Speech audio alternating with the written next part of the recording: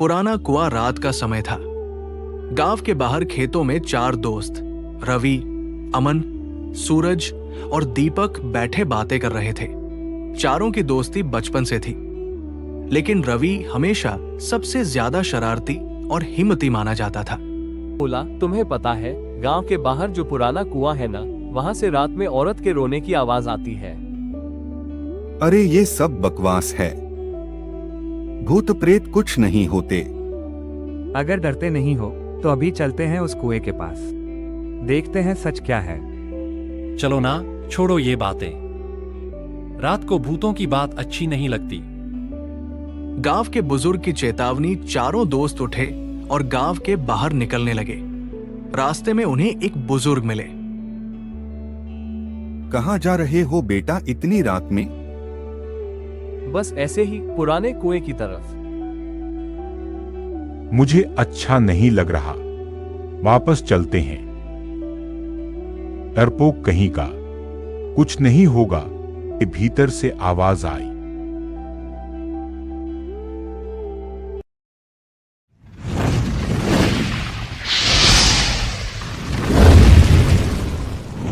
बहुत समय पहले की बात है। उत्तर प्रदेश के एक छोटे से गांव में रामलाल नाम का एक किसान रहता था। वो मेहनती और ईमानदार था। लेकिन उसी गांव में एक और किसान था, धनराज, जो बहुत चालाक और लालची था। हे प्रभु, मैंने हमेशा मेहनत की और ईमानदारी से जीवन बिताया है। मुझे हिम्मत दो कि इस कठिन समय से निकल सकूं भाई। भगवान कुछ नहीं होते। मैं तो दूसरों की फसल हड़प लूंगा बस। रात के अंधेरे में धनराज रामलाल के खेत से अनाज चोरी करके अपने घर ले गया। कुछ दिनों बाद गांव में हल्की सी बारिश हुई। रामलाल की मेहनत और सच्चाई के कारण उसके खेत में फसल धीरे धीरे लहलहाने लगी।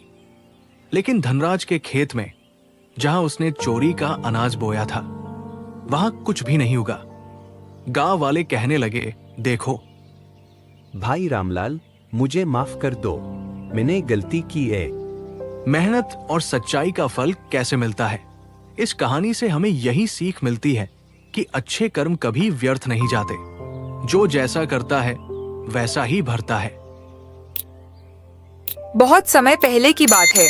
एक छोटे से गांव में रघु नाम का गरीब लकड़हारा रहता था।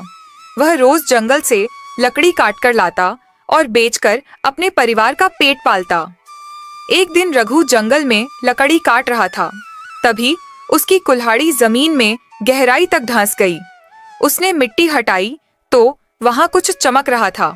हे भगवान, ये तो सोने से भरा हुआ घड़ा है।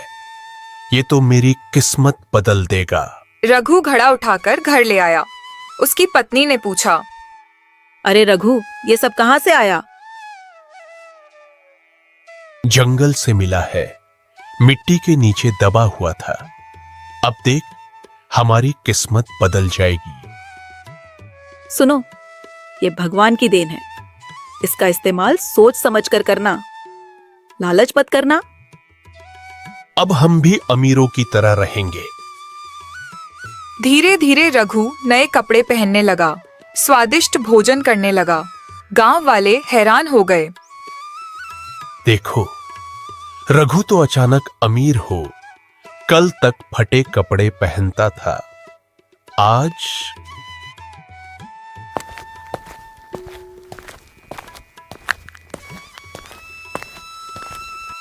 गांव का मुखिया भी शक करने लगा। उसने रघु को बुलाकर पूछा, रघु, सच सच बता, इतना धन कहां से आया?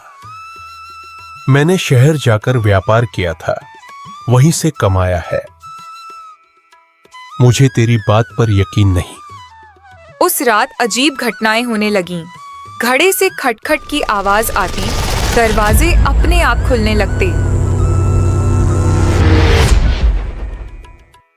हे भगवान, ये क्या हो रहा है? ये सोना श्रापित लगता है। इसे वापस जंगल में रख दो। नहीं, इतना सोना मैं कैसे छोड़ दूं? इसी रात रघु को सपना आया। सपने में एक साधु प्रकट हुए और बोले, साधु रघु, ये सोना जंगल का खजाना है। ये किसी एक के लिए नहीं, पूरे गांव की भलाई के लिए है। अगर तू इसे अकेले रखेगा तो तेरा नाश हो जाएगा। रघु डरते हुए बोला, नहीं महाराज, अब मैं समझ गया। मैं इसे गांव वालों में बांट दूंगा। सुबह होते ही रघु ने गांव वालों को सब सच बता दिया। रघु, भाइयों बहनों, मैंने आप सबसे झूठ बोला था। ये सोना जंगल में मिला था, लेकिन अब मैं इसे सबकी भलाई में लगाना चाहता हूँ। तो चलो इस सोने से गांव के लिए कुएं खोदते हैं। गांव वाला और बच्चों के लिए स्कूल बनाएंगे। मुखिया, हाँ, अब ये सोना पूरे गांव की अमानत है। कुछ ही महीनों में गांव में कुएं, स्कूल और मंदिर बन गए। लोग हंसी खुशी से रहने लगे। रघु ने संतोष की सांस ली और कहा, रघु, अब समझ आया कि असली सुख दूसरों के साथ बांटने में है, लालच में नहीं।